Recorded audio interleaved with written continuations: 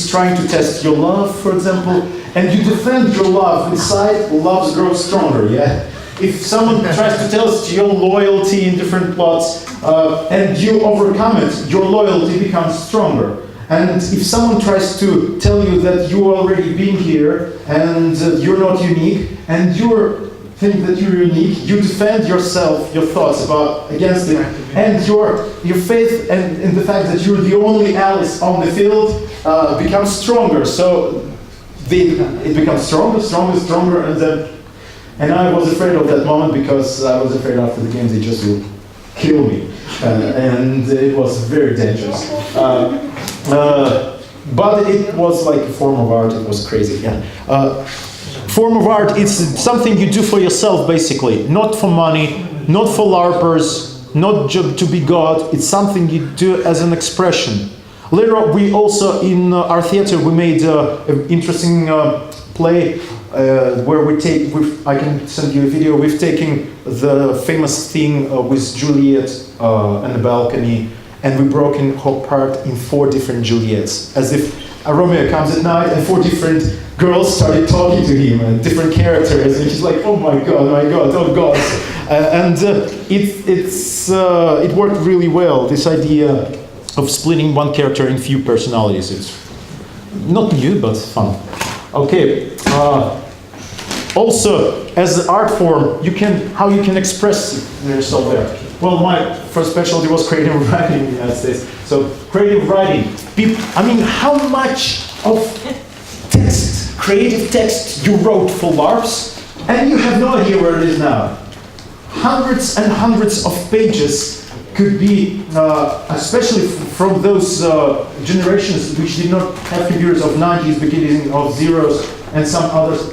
Hundreds and hundreds of pages of creative text of when some people write their own character, which is lost and never returned. And that you can use as well. Our LARP is an art form. You can publish it later on. And that's why I mentioned that one of the periodicals in Russia, Centaur, got a lot of literary prizes for LARPers just publishing what they wrote for LARPs. It's fun. Managing experience. I think last year I published with Agata, who is the manager of volunteers at College of Wizardry. We published an article about volunteer management. It was awesome because it gave a new perspective on the boringly taught things before. And she done brilliant presentation about it. She made it gamified,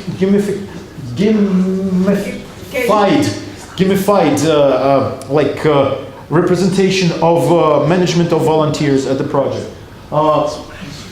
Creating a picture, it's also an art form, which Nordic LARPs are ahead of many people because they have all these books, all these wonderful pictures, all these movies done, and it creates a wonderful picture about what happens. As well with my LARP as an art form of Alice's, I had one of Game Masters is a professional photographer, and these pictures made everyone believe that this LARP was awesome. They never played it, but they believed that it was just so amazing. They sucked that they missed it. I don't know how well it was, if it was better than other LARPs. It was just a LARP. But people see the pictures and say, oh, that was so amazing, so freaking amazing, I wish I was there. And that works with all blockbuster LARPs. Media after the game is sometimes more important than before the game. Achieving the goal, you have to complete it. It's an art form as well. Some people feel themselves artists in achieving certain projects, realization of the project. And LARPs could be different, and they can include different skills and different requirements. Sometimes in some LARPs they would construct a mechanical dragon. I mean, how often you have to do that in real life? And it gives you a skill to achieve a goal and to put your heart into it, to make it artistic in any way. LARP as a part of a job. It's very important. All of you, if you think that you want to go pro, all of you work somewhere, or you had experience working somewhere. You can find some features of LARPs in some of your professions. And sometimes when you think about LARP and finally join the picture together with your job, you see that there was LARP. Even if you work in a restaurant, sometimes you have simulations and LARPing out the situation with client and stuff like that. It's all over there. And sometimes you can bring it there and become better and more dimensioned specialist because you're the only one. And having experiences in LARP, I will tell you that you will be able to make more interesting LARPs. Also, there is a thing I usually advise people. Job can have a LARP, and also you try to make a LARP of your job. Try to LARP it out. Try to somehow test how it works. Sometimes when you bring LARP and you create LARP about your job, you understand new things about it. Just try to experiment with LARP, and whatever you do, you can find new dimensions and industries or whatever. LARP as a research. Yes, it's a problem because LARP is a synthetic term which actually came from subculture. There are many different terms, scientific or whatever.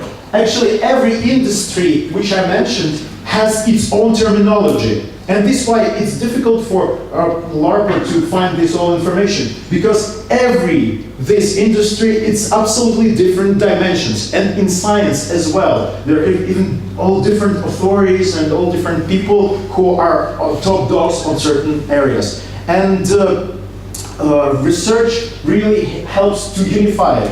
As a researcher, it's a picture from my international conference. Last year we had 20 countries represented, including Brazil, including Japan, including Canada, including definitely Poland, of course, Ukraine, Russia, and so on.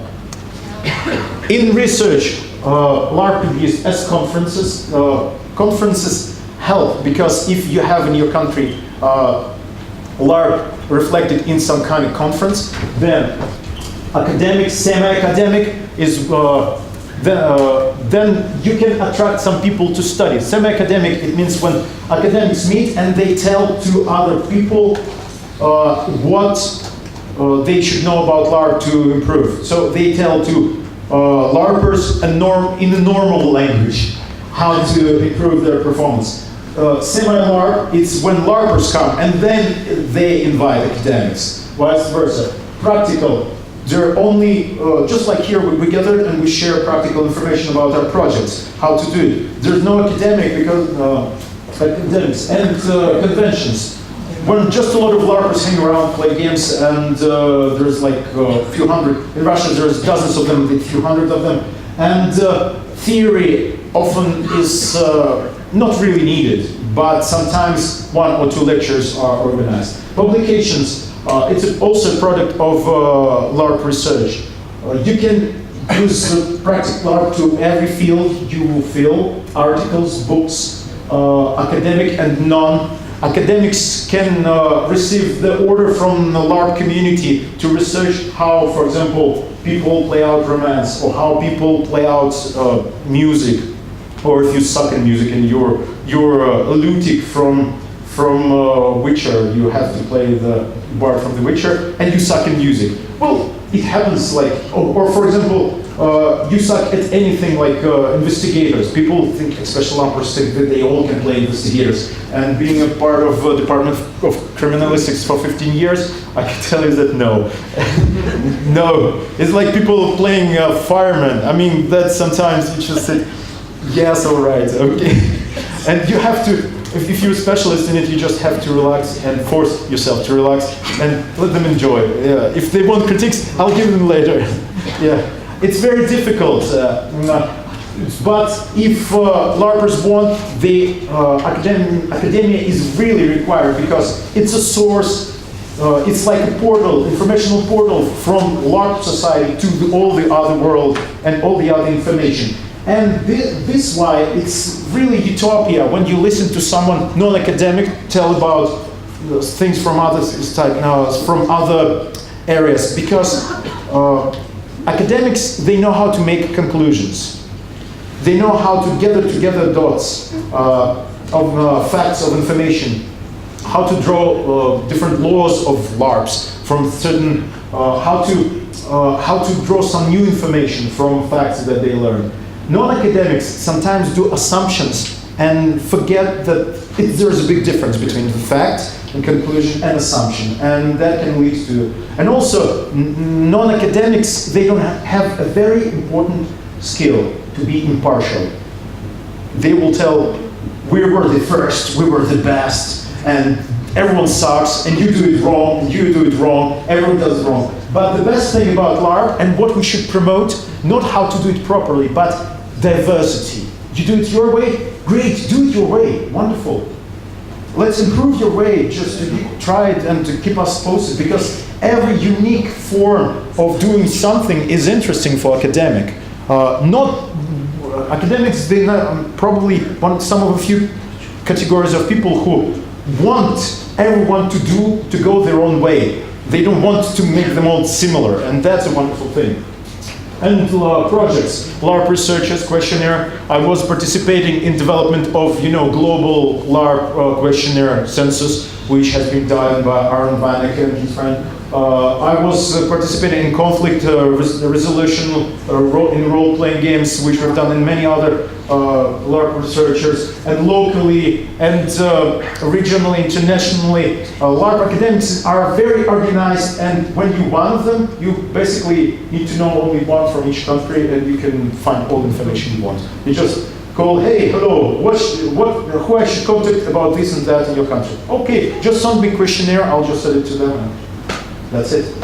It's very good field, and I would really urge every country to have their own academic. Unfortunately, academic will have his handful, and he should really try to get into academia and get something.